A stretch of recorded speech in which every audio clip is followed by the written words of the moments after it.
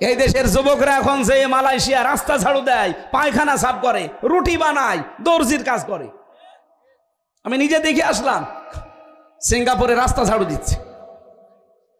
কেন? ওই 36 লাখ যুবক এই দেশে কর্মসংস্থান তৈরি করে দিতে পারতেন না? এক একজন কোটি কোটি কোটি কোটি টাকা আত্মসাৎ করে পাঠিয়েছেন। এগুলো আমার মনে হয় কোনো বিচার আচার নেই, জবাই করে ফেলা দরকার। শয়তান অল্পে তুষ্ট হতে পারে না। কয় টাকা লাগে আপনার বাঁচতে? যাওয়ার সময় যে আল্লাহর ওলি চলে গেল, যদি খালি হাতে চলে যেত তাও তো বাঁচতাম। 14টা ব্রিফকেস নিয়ে গেছে। হ্যাঁ, একটা ব্রিফকেসে কি খালি ছিল? সব ছাই ছিল না? যাওয়ার সময় শুধু ডাক দিয়ে বলেছে পাইলটকে যে ব্রিফকেস গুলো উঠেছে, বলছে জি ম্যাডাম চলো। আর কারো সাথে কোনো কথা নেই।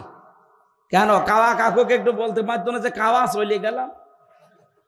আমার নাম্বারটাও জোগাড় করে বলতে পারতো যে হামজা 3 বছর জেল খাটালাম, কিছু মনে করো না, মাফ করে দিও, চলে গেলাম।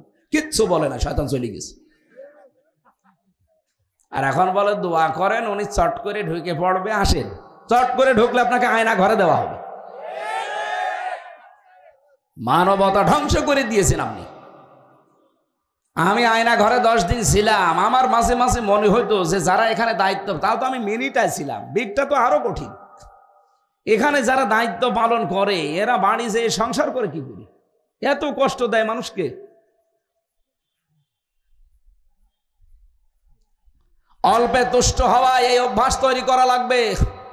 আজ দেখেন যারা সত্যি ইসলামপন্থী মানুষ এই দেশে, সে যে দলের লোক, ইসলামপন্থী যারা, তারাই কিন্তু অল্পে তুষ্ট। কারণ তাদের ভেতরে আখিরাতের ভয় আছে। 4 নাম্বার ওয়াল ইস্তিদালুল ইয়াউমির রাহি, সে 4 নম্বরে আখিরাতের পুঁজি তৈরি করার জন্য ব্যস্ত থাকে। আমিরে জামাত ডাক্তার শফিকুর রহমান হাফিজাহুল্লাহ এত ব্যস্ত মানুষ, এরপরও 10 দিন তিনি এখন ইতিকাফে আছে। আখিরাতের পুঁজি তার দরকার নেই? এত ব্যস্ত মানুষ, তার ওইটা কিন্তু ভুল নেই না, আমি আখিরাত আগে তৈরি করব। আর আমরা কি তার চাইতেও ব্যস্ত? তার তো তামাম দুনিয়ার 257টা রাষ্ট্র নিয়ে চলা লাগে, আন্তর্জাতিক কত জায়গায় তার লবিং করা লাগে, কল আসে সেখান থেকে। আর আপনার মোবাইলে তো মুরগিও কল দেয় না। এরপরও অনেকে ইতিকাফে থাকতে পারেন না, সময় নেই, না আমি পারবো না, ব্যস্ত। আরে ভাই, এখনই চোখ বন্ধ হয়ে গেলে ব্যস্ততা সব যাবে। এই জন্য যদি একটু সময় বের করতে পারেন 10 দিন, যদি না পারেন 3 দিন, না পারেন 1 দিন ইতিকাফে থাকবেন। যদিও 1 দিন 3 দিনে সুন্নত আদায় হবে না, সওয়াব হবে, কিন্তু 10 দিনে সওয়াবও হবে, সুন্নত আদায় হবে। একটা আলাদা, আমার আজকের তেলাওয়াত কিন্তু আয়াতের পরে এগুলো আসবে, আমরা ওই দিকে যাবো ইনশাআল্লাহ। আমি যে কথা বলতে চাচ্ছিলাম, আসিয়াম আসসাওম, তাহলে এক জিনিস না, সওমটা এটা পালন করে দেখানো লাগে, হক আদায় করে আল্লাহকে দেখানো লাগে যে আমি এই 4টা বিষয় মানি, তাহলে এটা হয় সওম। কি হয়? আর সওমের জন্য পুরস্কার হচ্ছে আল্লাহ নিজে দেবেন, অথবা নিজেই তিনি পুরস্কার হয়ে যাবেন আমাদের জন্য। বলেন আমিন।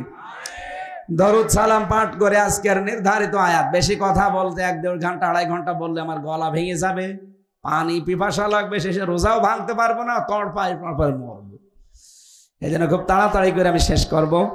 সূরা আলে ইমরান, যেহেতু এটা জাহান্নাম থেকে নাজাত পাওয়ার শেষ 10 দিনে আমরা নাজাতে আসি, নাজাতে আসি না? এই নাজাত কি করে পাওয়া যায়, কি কি গুণ থাকলে আপনাকে আল্লাহ জাহান্নামের আগুন থেকে নাজাত দেবেন, ওই কথাগুলো আজকে আমরা তেলাওয়াত করব আর বলবো কোরআন থেকে। নাকি আমি বানিয়ে বানিয়ে বলবো?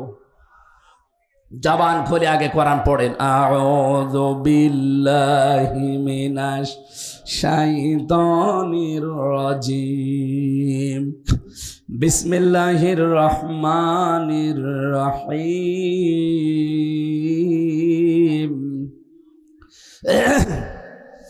কুল আউনাব্বিউকুম বিখাইরিম মিন যালিকুম লিল্লাযীনা তাকাউ ইনদা রাব্বিহিম জান্নাত।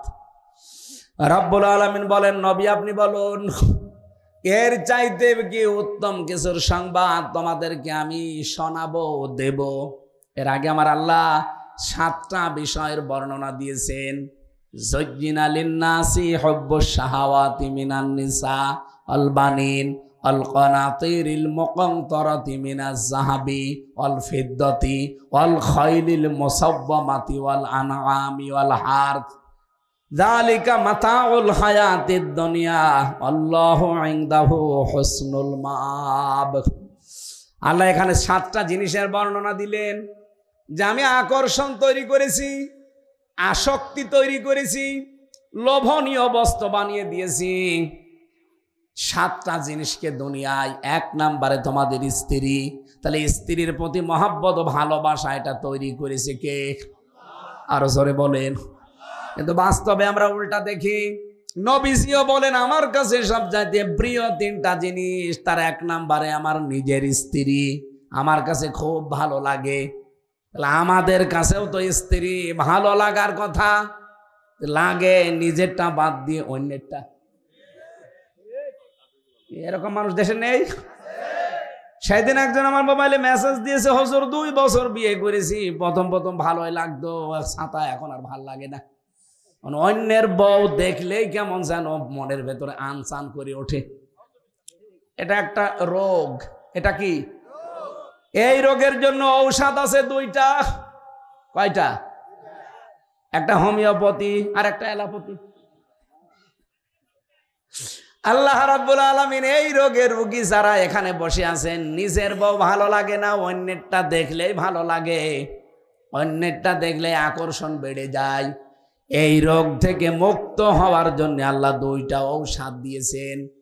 এখানে যারা পরকীয়া প্রেমী আছেন, নিজের স্ত্রী বাদ দিয়ে প্রতিবেশীর স্ত্রীর সাথে, ভাবির সাথে, এমনকি বিবাহিত কোনো মেয়েদের সাথে যাদের লাইন আছে, এই মুহূর্তে এখনই তাদের মোবাইল নাম্বার ডিলিট করা লাগবে।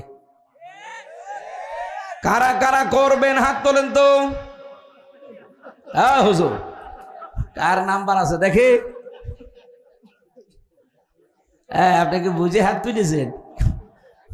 না না না, ওর মাথায় তার কাটা আছে না। আপনি আন্দাজে হাত তোলেন কেন? আমি বলছি যার ভাবির সাথে, প্রতিবেশীর বউর সাথে এবং বিবাহিত মেয়েদের সাথে লাইন আছে, মোবাইল নাম্বার ডিলিট করা লাগবে। ও হাত তোলে কোন কারণে? ওর কি লাইন আছে?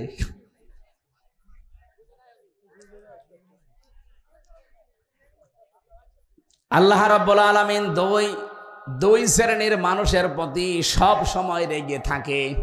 যারা নিজের প্রতিবেশীর স্ত্রীর সাথে লাইন করে তাদের। আরে বাংলাদেশে এটা এখন বেশি। ভারতের সিরিয়ালগুলো দেখে দেখে কি করে লাইন করা যায়, হয় ভাবির সাথে নাই প্রতিবেশীর বউর সাথে। কথা বলেন না কেন? আর শয়তানও ঠিক এই জায়গায় কাজে লাগায়। মানুষ আর খুঁজে পায় না।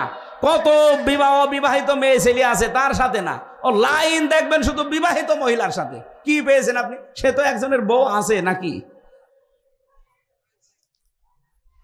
আজকে থেকে সূরা নূরের 2টা ঔষধ আল্লাহ দিয়েছেন, পালন করবেন এখন থেকে। কুল্লিল মুমিনিনা ইয়াগুদ্দু মিন আবসারিহিম ওয়া ইয়াহফাযু ফুরুজাহুম যালিকা আযকা লাহুম। রব্বুল আলামিন বলেন, হে নবী আপনি মুমিন পুরুষদেরকে বলেন তারা যেন পর নারী দেখলেই নিজের চোখকে নিচের দিকে করে আর নিজের লজ্জাস্থান হেফাজত করে। ঔষধ কয়টা? আমি সহ যারা এখানে আছে পুরুষ মানুষ শুধু 14 জন মহিলার দিকে তাকাতে পারবেন। এই 14 প্রকার মহিলা বাদ দিয়ে পৃথিবীর কোন মহিলা যত সুন্দরী হোক, ও সামনে পড়লে সঙ্গে সঙ্গে একবার দেখেই নজর নিচের দিকে করবেন। একবার দেখে 1 মিনিট ধরে রেখেন না। প্রথম নজর মাপ, পরের নজর পাপ। এই জন্য 14 জন মহিলা যদি আপনি দেখতে চান দেখতে পারবেন। নিজের মা, নিজের কি, এরপরে নিজের খালা, আপন খালা হওয়া লাগবে। রাস্তাঘাটে চলতেছে বলে খালা, খালা বলার উদ্দেশ্য না খালার মেয়ের দিকে তাকানোর উদ্দেশ্য, এইটাই খালা বলা যাবে না। নাম ডাকা খালা বাদ, নিজের আপন খালা, মায়ের বোন যেটা তাও আপন বোন, ওই চাচা তো মামা তো বোন ওগুলো বাদ। নিজের আপন মেয়ে, নিজের আপন ফুফু, নিজের বেটার বউ পুত্রবধূ, এরকম 14 জন মহিলার দিকে আপনি তাকাতে পারবেন, কিন্তু তাদের মুখমণ্ডল, হাতের কবজি, পায়ের পাতা বাদ দিয়ে পুরা শরীর ঢেকে রাখা লাগবে। মহিলারা শুধু শরীর, এমনকি চুল বের করে থাকতে পারে শুধুমাত্র কেবলমাত্র একমাত্র তার স্বামীর জন্য। যেই মহিলা তার স্বামীকে সন্তুষ্ট করার জন্য, আকৃষ্ট করার জন্য যত খোলামেলা থাকবে সে তত বেশি সওয়াব পাবে। এমনকি বহু মহিলা আছে স্বামীর সামনে পর্দা করে, আর এত স্বামীর সামনে পর্দা করা দরকার কি? স্বামীর সামনে পর্দা করে থাকে আর দোলাভার সামনে বাবা শাহজালাল সব হালাল না, এটা বাদ দেওয়া লাগবে। অনেকে মনে করো দুলা ভাই এ তো ভাইয়ের মতো। কে বলেছে ভাইয়ের মতো? এই পৃথিবীতে একটা মহিলার জন্য সবচাইতে ভয়ঙ্কর পুরুষ দুইজন, একটা হচ্ছে দেবর আর একটা দুলা ভাই। আর এই দুইটার সাথেই বাংলাদেশে কোনো পর্দা নেই, বলে এ আর কি, এ আমার আপন ভাই। আর একজন পুরুষের জন্য দুইজন মহিলা সবচাইতে ভয়ঙ্কর, একটা শালী আর একটা ভাবি। আর আমরা বলি ভাবি মায়ের মতো, কয়েকদিন পরে দেখা যাচ্ছে আল্লাহ রাস্তায় পালিয়েছে। না, নিজের নজরকে আজকে থেকে আমি সহ প্রত্যেকে সিদ্ধান্ত নেওয়া লাগবে রমজানে যে 14টা মহিলা বাদ দিয়ে আমি আর কারো দিকে তাকাবো না। যদি চোখ পড়ে যায় নজর দেব নিচের দিকে। পারবেন না? খালি 15 দিন একটু মেনে চলেন, 15 দিন, এরপরে আপনার মন আল্লাহ পবিত্র করে দেবে। 2 নম্বরে লজ্জা স্থান হেফাজত করা লাগবে, যেখানে সেখানে ব্যবহার করা যাবে না। 15 দিন মাত্র একটু মেনে চলবেন, আল্লাহর কসম একটা অনির্বচন সুখ আপনি পাবেন। এটা যেখানে সেখানে কিনতে পাওয়া যায় না, আল্লাহ নিজের পক্ষ থেকে আপনাকে দান করবেন। যেহেতু আল্লাহ আকর্ষণ তৈরি করেছে আমার স্ত্রীর উপরে, আর নিজের স্ত্রী বাদ দিয়ে অন্যের প্রতি যদি আকর্ষণ হয়, বুঝতে হবে আল্লাহর রহমতে আমি আর নেই, আমি এখন শয়তানের দখলে। আমি যদি এখন এই যে মুরব্বী হাফেজ না, হাফেজ সাহেব যদি এখন বাড়ি যেয়ে দেখে ওনার স্ত্রীকে সালাম দিয়েছে, সালাম দেওয়ার সঙ্গে সঙ্গে বউ রেগে মেগে এসে বলছে কুকুরের বাচ্চা, ওনার রাগ হবে? আপনি কি ঘুমাচ্ছেন? কি বললাম বলেন? উনি এখন বাড়ি যেয়ে সালাম দিল, বউ বেরিয়ে ওয়ালাইকুম আসসালাম না বলে বলছে কুকুরের বাচ্চা, রাগ হবে? না না। অনেক জ্ঞানী মানুষ হলেও জীবনও রাগ করবে না, চিন্তা করবে আমার শিক্ষিতা বউ, ধার্মিক মেয়ে, ভালো বংশের মেয়ে, কোনোদিন আমার মুখের উপরে চোখ তুলে কথা বলে না, আর আজকে আমি সালাম দিলাম আমারে গালি দেয়। অবশ্যই এর জিনে ধরেছে। কি ধরেছে? এরে ভূতে ধরেছে, জিনে ধরেছে, পরিতে ধরেছে, না তো গালি দেওয়ার কথা নাই, স্বাভাবিক নেই। ওনার স্ত্রীর ব্যাপারে যদি এই মনে করে, আপনি যখন দেখবেন যে নিজের বউ বাদ দিয়ে অন্যের বউ দেখলেই ভালো লাগে, আপনি বুঝবেন আপনি আর আল্লাহর রহমতে নেই, শয়তান আপনাকে দখল করে ফেলেছে। শয়তানের দখলে এরকম নারী পুরুষ নেই? আরো জোরে বলেন। এরকম একটা একটা করে আমার এই আয়াত উদ্দেশ্য না, আমার পরের আয়াতটা উদ্দেশ্য। আপনারা সূরা আলে ইমরানের 14 নম্বর আয়াত বাড়িতে বাংলায় তাফসীর মিলিয়ে দেখে নেবেন। এই 7টা জিনিস একটা একটা করে আল্লাহ বলেন আমি আকর্ষণ তৈরি করলাম, আসক্তি তৈরি করলাম, শোভনীয় করে দিলাম। যালিকা মাতাউল হায়াতিদ দুনিয়া, আর এগুলো সব দুনিয়ার সম্পদ। আল্লাহু ইনদাহু হুসনুল মাব, আমি আল্লাহর নিকটে আছে উত্তম এবং সর্বশ্রেষ্ঠ সম্পদ। কি সেটা? উত্তম আশ্রয়স্থল কি? নবীজিকে আল্লাহ বলেন, হে নবী আপনি বলেন আমি কি তোমাদেরকে এর চাইতে উত্তম জিনিসের সংবাদ দেব? লিল্লাযিনা তাকাও, দুনিয়ায় যারা তাকওয়া অর্জন করতে পারবে। রমজান এসেছে কি অর্জন করার? আরো জোরে বলেন। কয়টা জিনিসের নাম? আমি কি ওলবনে মুক্ত ছড়াচ্ছি? এর আগে যে 4টা ব্যাখ্যা বললাম, যে 4টা জিনিসের নাম তাকওয়া। একটা হচ্ছে আল খাউফু মিনাল জালিল, আল্লাহর ভয়, আল আমালু বিত তানজিল, কোরআনের আমল, আল কিনায়াতু বিল কলিল, অল্পে তুষ্ট থাকা, আল ইসতিদালু লিল ইয়াউমির রাহি, আখিরাতের পুঁজি তৈরি করার জন্য সচেষ্ট হওয়া। কয়টা? এই 4টা জিনিস যার ভেতরে আছে তার ভেতরে তাকওয়া আছে। আরে 4টা যার ভেতরে নেই, ও আকাশ দিয়ে উড়ে যেতে পারে, ও বুজুর্গ না, ও বেজিরগু। আমি আবার রিপিট করবো আপনি না বুঝলে। বিশ্ববিদ্যালয়ে এভাবে ক্লাস নিয়েছিল, একটা কথা দরকার হয় 10 বার বলবে। আমি মালয়েশিয়া ভার্সিটিতে ছিলাম, ওখানে আমি পিএইচডি করার জন্য সব ব্যবস্থা করে এসেছি। ওদের যে ক্লাসের মান, ওরা একটা জিনিস আপনি যদি 100 বার বলতে হয় 100 বার বলবে, তাও মাথার ভেতরে ঢুকিয়ে তারপর বাড়ি যাবে। আমি কয়বার বলেছি, এখন আপনারা ক্লিয়ার না। তাকওয়া মানে জোব্বা গায়ে দেওয়া না, তাকওয়া মানে এরকম বড় বড় দাড়ি না, শুধু তসবিহ নিয়ে সুবহানাল্লাহ পড়া না। তাকওয়া মানে আল্লাহর ভয় সৃষ্টি করা অন্তর্করণে, আল্লাহর কোরআনের আমল করা। আপনি নিজের থেকে তাকিয়ে বলেন যে কোরআনের আমল কয়টা করছেন? আপনি বলেন। 500 আছে কোরআনের আমল, কয়টা? বলেন বলেন। 500, অথচ বাংলাদেশে একটাও চলে না। আর আমরা বিশাল তাকওয়াবান বুজুর্গ হয়ে বসে আছি। অল্পে তুষ্ট থাকার গুণ অর্জন করা। যত অল্পে তুষ্ট থাকতে পারবেন আপনার জীবন তত পরিচ্ছন্ন হবে। আখেরাতের পুঁজি তৈরি করার জন্য সচেষ্ট থাকা, এই 4টা বিষয় যার ভেতরে পাবেন, লোকটা তাকওয়াবান। তাকওয়া থাকলে তাকে বলা হয় মুত্তাকি, আর মুত্তাকির সাথে আল্লাহ নিজে আছেন, আল্লাহ নিজে তাকে ভালোবাসেন। এবার আসেন আমরা মূল ব্যাখ্যায় যাচ্ছি। লিল্লাযিনা তাকাও, যে মানুষগুলো দুনিয়ায় তাকওয়া অর্জন করে, এই যে এই গুণগুলো অর্জন করার মাধ্যমে, ইনদা রাব্বিহিম জান্নাত, তাদের রবের কাছে তাদের জন্য আছে বাগান, তাজরি মিন তাহতিহাল আনহার, এমন বাগান যার তলদেশ দিয়ে নদী আর নহর প্রবাহমান থাকবে।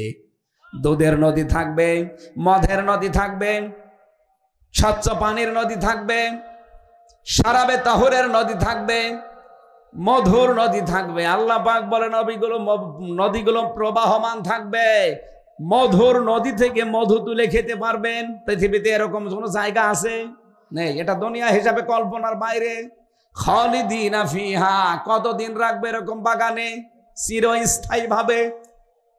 ওয়াজওয়াজুম মুতাহহারাতুন রিদওয়ানুম মিনাল্লাহ, সেখানে তাদেরকে এমন পবিত্র স্ত্রী দান করা হবে যারা জীবনেও কোনোদিন নাপাক হবে না। দুনিয়াতে যত সুন্দরী হোক, যত মহিলা পবিত্র হোক, মাসে 3 দিন 5 দিন 7 দিন 10 দিন তারে নাপাক হওয়াই লাগবে। কথা বলেন না কেন?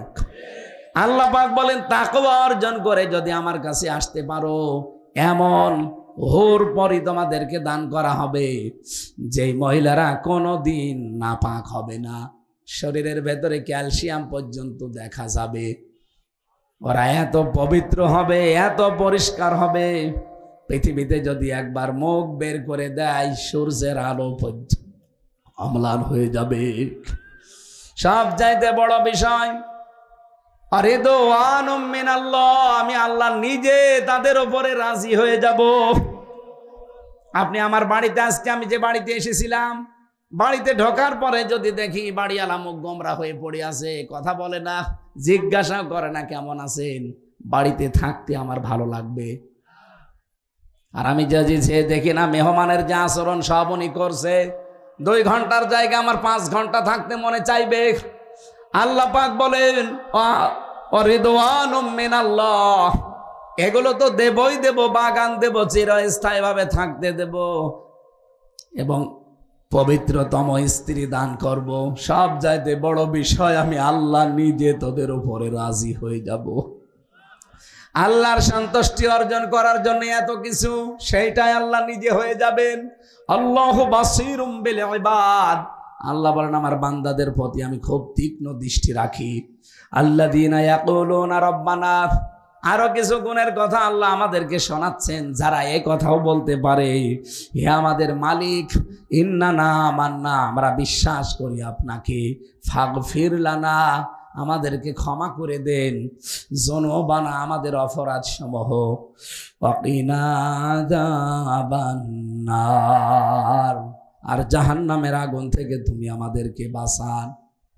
জাহান্নামের আগুন থেকে আপনি আমাদেরকে বাঁচান। এই জাহান্নাম থেকে বাঁচার জন্য এই সময় চলছে। এখন যেহেতু রহমত পার করে ফেলেছি, নাজাতও চলে গেল, এখন আছি কিসের ভেতরে? নাজাত। আর নাজাত পাওয়ার জন্য সবচাইতে বড় চেষ্টা করার সময় এখন। আল্লাহ পাক আমাদেরকে জাহান্নামের এই কঠিন আযাব এবং আগুন থেকে যেন মুক্তি দান করেন, বলেন আমিন। আস-সাবিরিনা, আরো কিছু গুণ অর্জন করা লাগবে, ধৈর্যশীল হওয়া লাগবে সব জায়গায়। আস-সাদিকিনা, সত্যবাদী হওয়া লাগবে। সত্যবাদী মানে কি? খালি সত্য কথা বললেই সত্যবাদী হয় না। সত্যবাদী হওয়ার জন্য 10টা গুণ দুনিয়ায় থাকা লাগবে। তার ভেতরে কয়টা? আরো জোরে বলেন। সূরা বাকারার 177 নম্বর আয়াতটা খুলে দেখবেন। আল্লাহ বলেন উলাইকা আল্লাযীনা সাদাকু ওয়া উলাইকা হুমুল মুত্তাকুন। এরাই ইমানের দাবিতে সত্যবাদী আর এরাই মুত্তাকি। এজন্য আল্লাহর দাবিতে যদি কেউ সত্যবাদী হতে চায়, সূরা বাকারার 177 নম্বর আয়াতের এই 10টা গুণ জীবনে কায়েম করা লাগবে, অর্জন করা লাগবে। আল্লাহ জানিয়েছেন ওয়াল কানিতিনা, তারা বিনয়ী হবে, অল মুনফিকিনা, তারা খরচকারী হবে, অল মুস্তাগফিরিনা বিল আসহার, শেষ রাতে তারা ক্ষমা প্রার্থনাকারী হবে। আর এটার সুবর্ণ সুযোগ চলছে এই সবে কদরে। এখন যেই কয়দিন আছে কোন দিন কদর হয়ে যায় বলা যায় না। বিশেষ করে বেজোড় রজনীগুলো এবাদত বন্দিগিতে লিপ্ত থাকা লাগবে। আর এবাদত মানেই রাতের বেলা শুধু জেগে জেগে সুবহানাল্লাহ পড়া, নামাজ পড়া, কোরআন পড়া না। এবাদত মানে মানব সেবার জন্য নিজেকে প্রস্তুতি করা। আমি নিজে খেয়ে ঘুমিয়ে পড়লাম, আমার বাড়ির আশপাশে অনেকে অভুক্ত আছে, আমার এবাদত হচ্ছে না।